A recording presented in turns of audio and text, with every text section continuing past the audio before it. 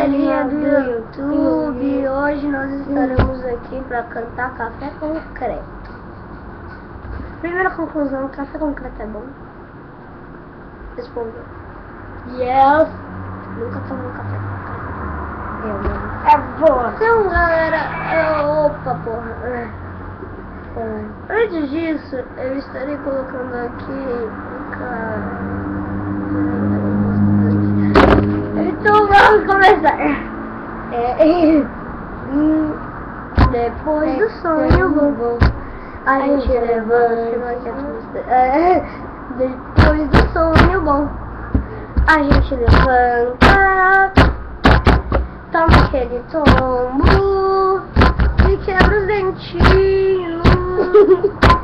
Café Concreto tem sabor de palmito, se tomar vomito. Café Concreto, Café Concreto.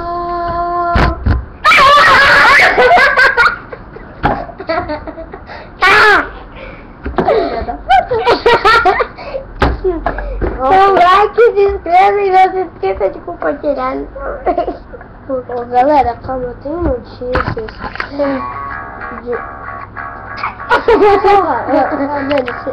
eu tenho notícias de que talvez o nosso canal tenha mudado. O nome novo eu colocaria na descrição. Ok, galera? Então é isso. Café Concreto!